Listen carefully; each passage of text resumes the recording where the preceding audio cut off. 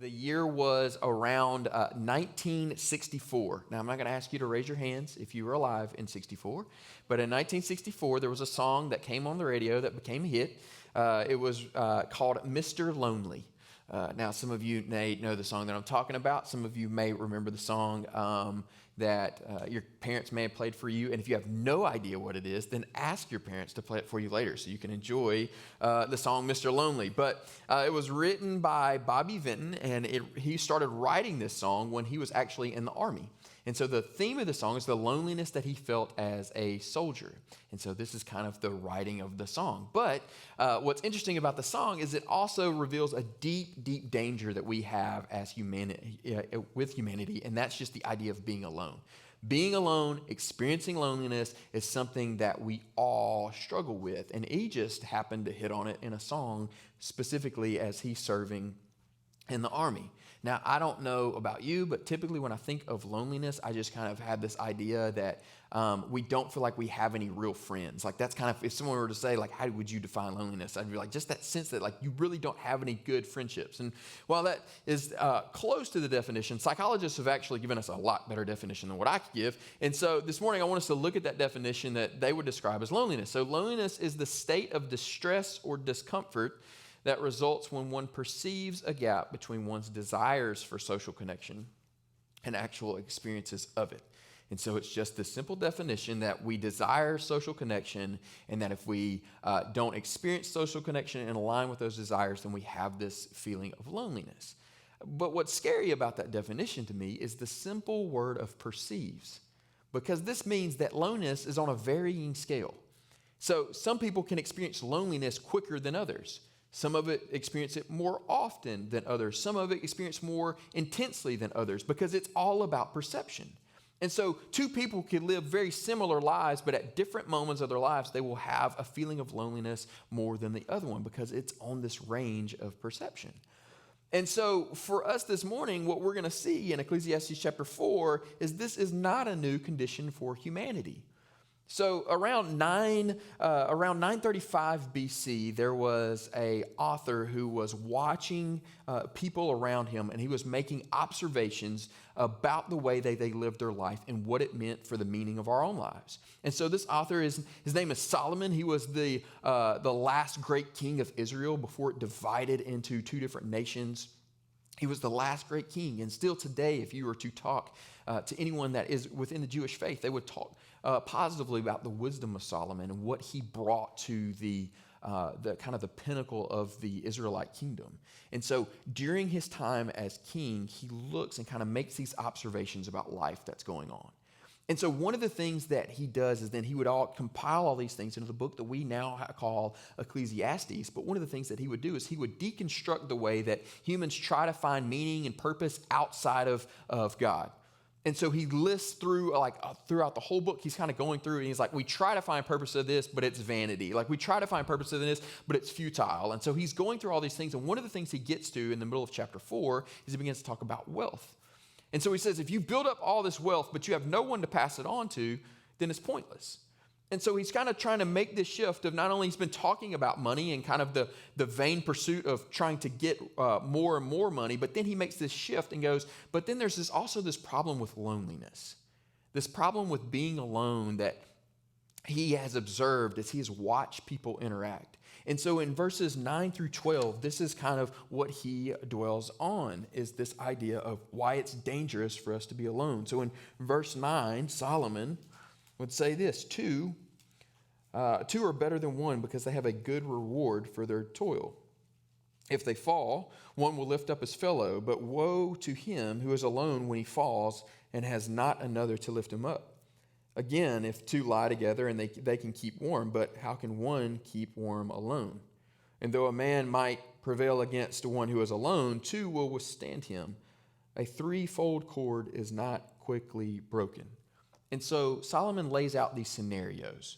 And he says there's three situations in which I see that loneliness brings some immense danger. And the first scenario he plays out in verses 9 and 10 has to do with work. And so in verse 9, he's like, two get better return, better reward than one person. Like that's a common sense type of statement. Two people working in a job will bring about better productivity and efficiency than if it's just one.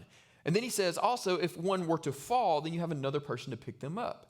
Which again, it's kind of like like we understand that statement. That's definitely true. But in this culture, in this society, if you were out working by yourself and you suffered a fall that was so bad that you couldn't get back up, it could legitimately become life-threatening whether you knew it or not. It wasn't as if you could just pick up your phone and call, or you could hope somebody would come by. If you were out in the wilderness and this happened, like this could be a fall, could be a life-threatening situation. So he says it's wise to not work by yourself. One, you can produce more, but then secondly, if you fall, you've got someone there to help you up. So he says it's dangerous for us to work by ourselves. But then he goes on, and he kind of talks about this situation of being warm. Now, in the context, again, of what he is talking is this idea of traveling.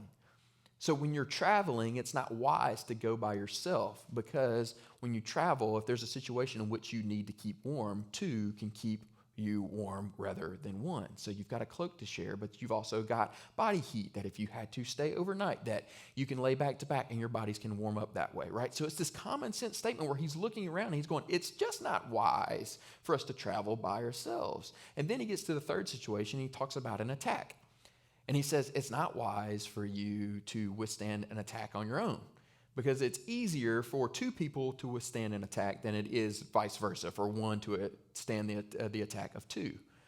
And so he looks upon all of this that he's kind of experiencing in his own life, and he kind of sums it all up at the end of verse 12, and he says, although it is great to have two people, it's even better to have three. A threefold cord is not easily broken. He's saying, like, the more the merrier, the better. And like, he's driving home a very deep human, but also a biblical point that you and I were not created to be alone. It is not good for us to be alone. And so this is when God, when he creates the first son in Adam, he looks, and one of the first things he observes, it is not good for you to be alone.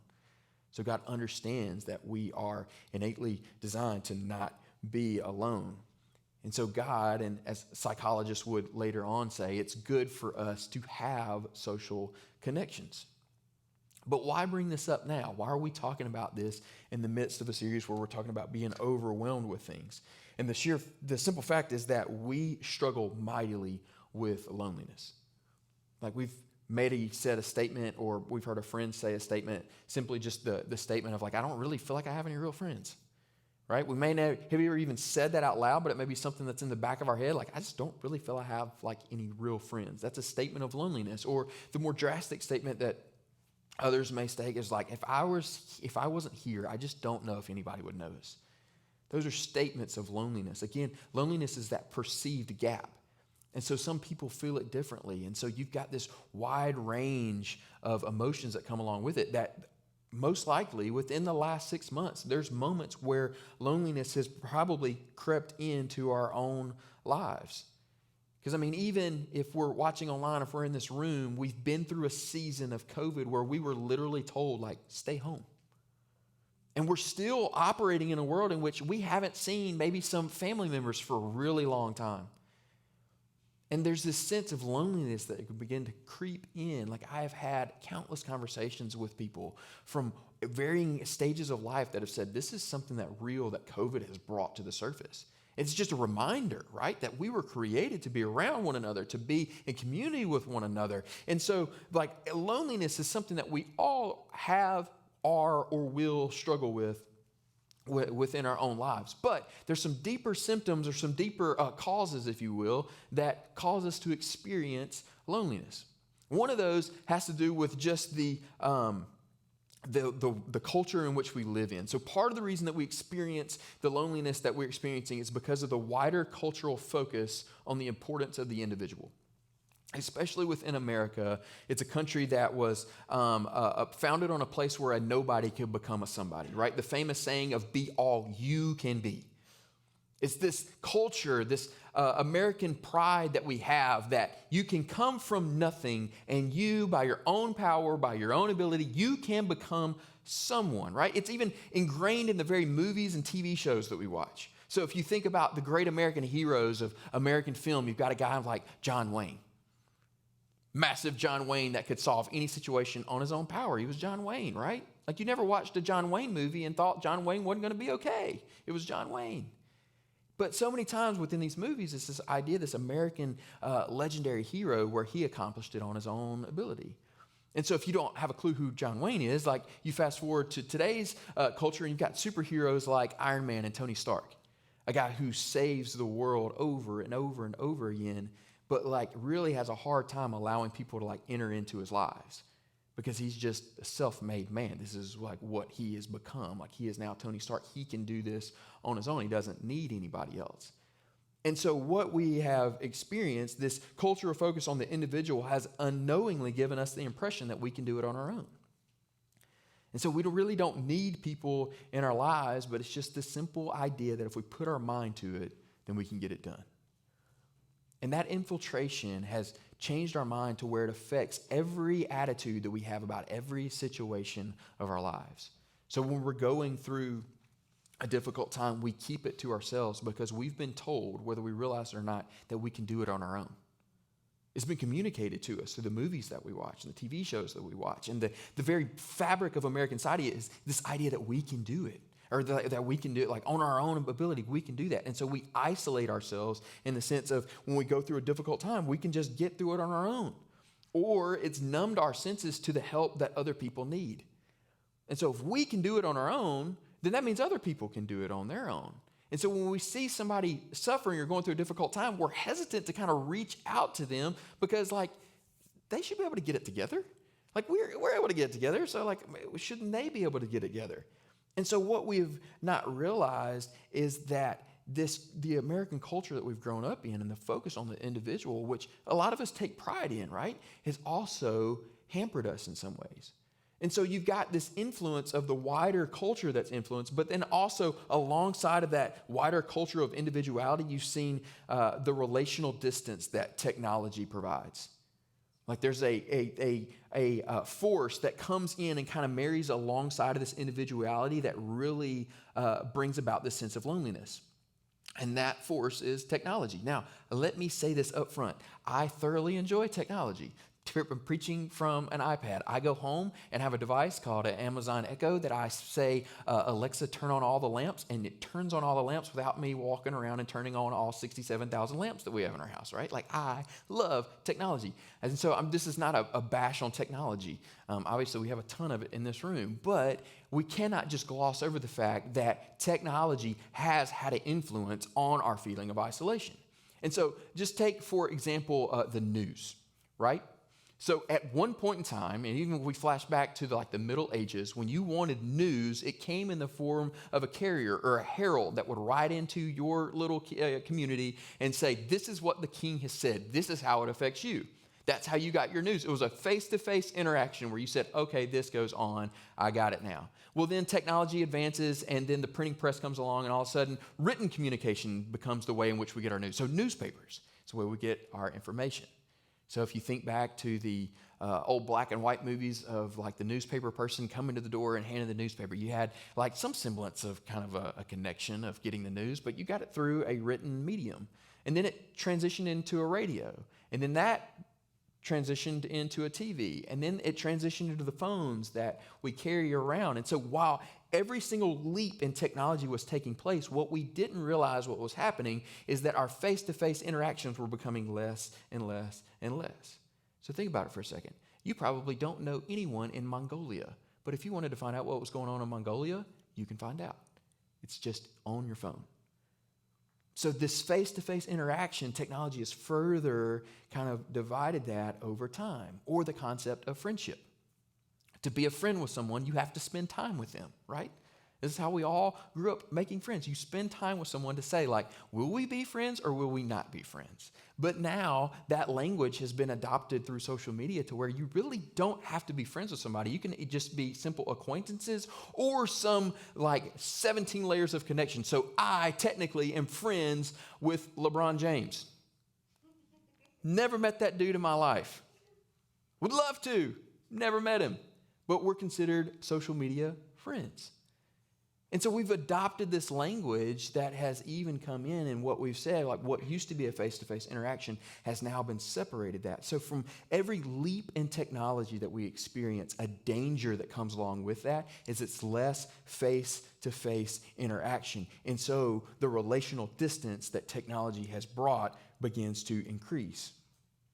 And so we've seen this within the technology that we've experienced. We've experienced it majorly in the last, I would say, 10 to 15 years because of the rise of what we now call all of the social media platforms.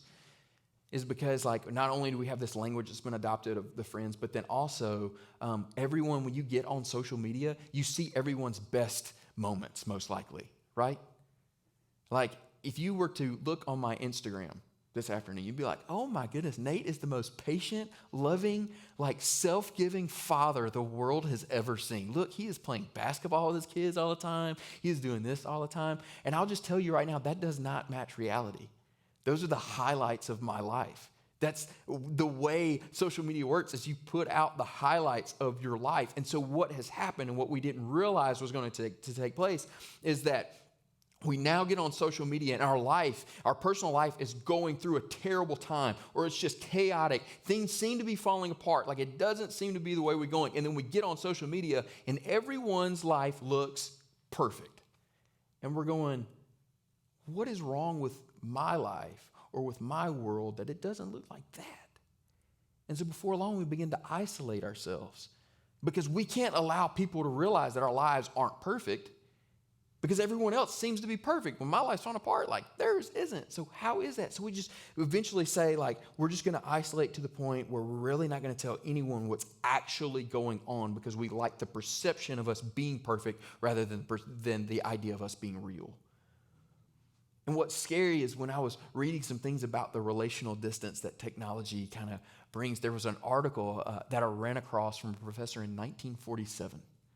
In 1947, this is what a professor said about technology. So this is long before social media, long before the computers that we have in our hands, known as phones. And this is what a professor said. He said, isolated from warm human relationships, modern man, in 1947, has come to rely more and more upon mechanical media for his emotional well-being. In 1947, there was a professor that was looking and going, we are emotionally unhealthy because of the technology that we are consuming. In 1947. Now fast forward to 2020. And like, I will also say, like, just align with this, there's a documentary on Netflix called The Social Dilemma that I would highly encourage everyone to watch, because it tells us the effects of social media that's playing on our lives that we don't realize. It is mind-blowing. But again, like, as great as technology is, and we're nowhere near what it will be, right? Like, technology leaps so fast, but with every jump becomes that face-to-face interaction begins to split apart. And so you have this individual culture that we grow up in rising and married to this idea of the isolation of technology. And then that gets combined, as Solomon would say, with the attacks of Satan. Because we cannot remember in the midst of this world that Satan's goal is to divert you from living the life that God intends you to live. So if God looks at humanity and says it is not good for you to be alone, then you better believe that Satan wants you to be or to feel like you're alone. Or if Solomon would look and say, it is not wise, it is futile for you to work by yourself, to live life by yourself, to try to stand up to the attacks that you're experiencing in your life by yourself, you better believe that Satan is going to try to get you into a place where you feel like, or you think, or that you are alone in the midst of that. Because his whole purpose, his whole plan is to divert you from the life that God has allowed you to live in now because of Jesus. And so, before long, what we begin to think, all of these three things kind of result in us thinking that the no one but me lies of Satan. So before long, we have this individual that's kind of rise of culture that's kind of caused us to isolate ourselves, along with the rise of technology that's distanced our face-to-face interaction. The attacks of Satan are open and available to come in, and then the attacks would go something like, no one is going through this in my life but me. No one's battling through addiction but me. No one is dealing with this situation but me. No one else's life is chaotic but me. No one else is stressed at work but me. Because exactly what Satan wants to do is convince you that you are alone and that you are isolated and there's no one else like you. That your situation is completely unique. And Solomon, if he were here, he would look upon us as he did in his own kingdom, and he would simply tell us, you cannot do life alone. This is why God created and provided a way for us to be in a relationship with him through the sacrifice of Jesus on the cross, because he knew that it wasn't good for us to be separated from our Creator. This is why in the first century he called out a group of believers, and he calls it the church, the ecclesia, the gathering. And he said, I want you to come together and form a community that the world's never seen before. I want you to have this in the world, because he realized that we need to be in community with one another. And so over the last several weeks, we've been talking about these spiritual disciplines that we can use to kind of combat some of the things that overwhelm us. And so this is why worship, the spiritual discipline of worship, is so important.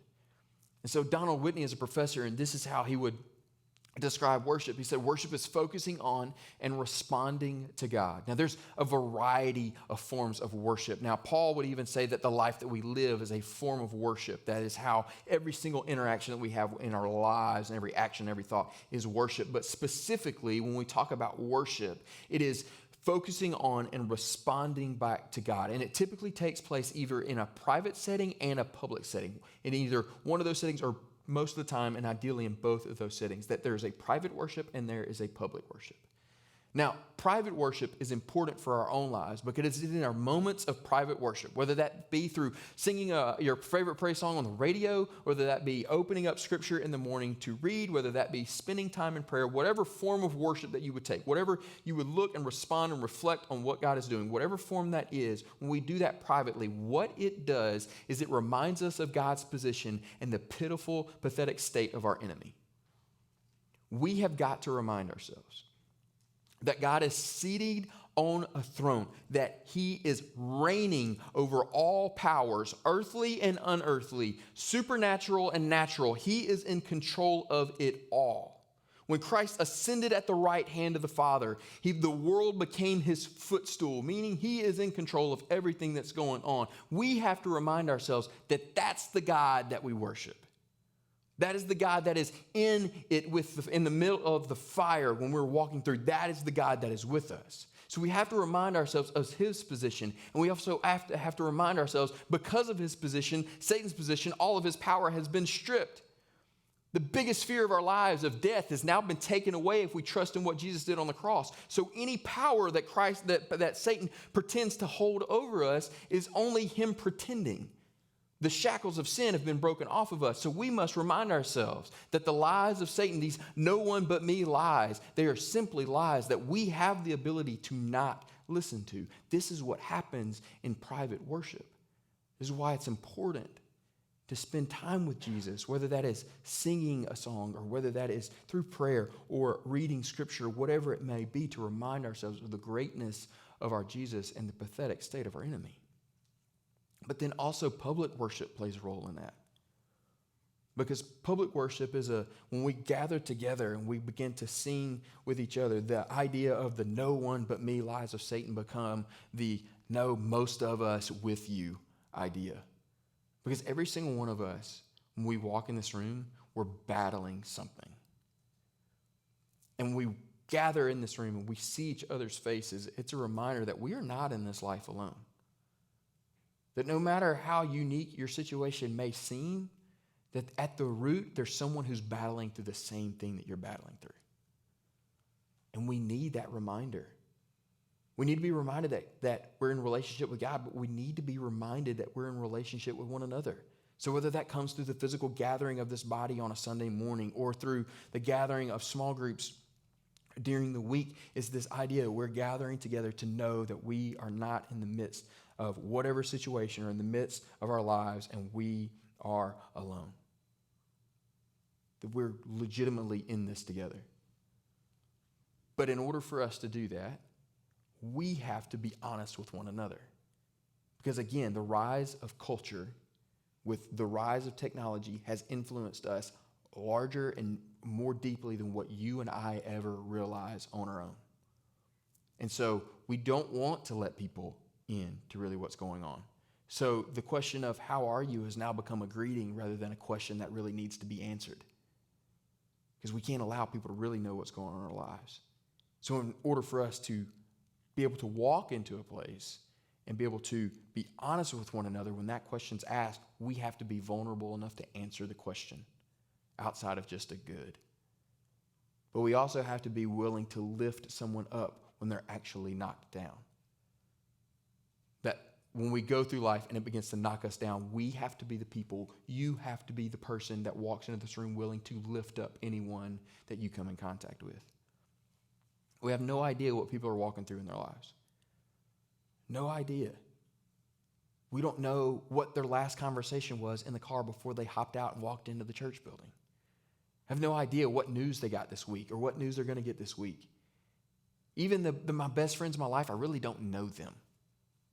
I don't know what he's battling through every day or what him and his wife are struggling through right now or what he's trying to teach his kids. Like, I really don't know everything there is to know about my best friend. So I had no idea what you guys are walking through when you enter into this place. But when we enter into this place, we have to be reminded that your engagement with a person may be the only positive, truth, grace-filled, Jesus-centered conversation that they may have in a week full of lies. Because we constantly hear the no one but me lies of Satan. It's a constant stream that is fed into our ears. So your simple conversation, your simple act of kindness towards that person may be the one interruption in the constant stream of lies that they're gathering from Satan. So your genuine engagement with other people could literally bring someone up out of the pits of loneliness. So we've got to understand the power of that. We've got to be willing to engage with each other, knowing that that may be the stop that they need to realize that they are not alone in the midst of a situation. Because bottom line is this: you are not alone, that you are not to ever be alone, and that Christ has provided a way for you to never experience your aloneness. Because of Jesus, you and I have the Spirit of God now dwelling inside of us. As the old hymn would say, that we cannot be snatched from his hand. We have the Spirit of God dwelling inside of us. But then also he has created a community called the church.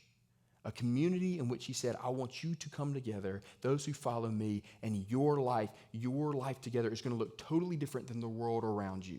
Everything that people desire in true friendship and true connection is going to be found within the church. Every purpose that people want to find outside of the church, in the world, it will be found in the church.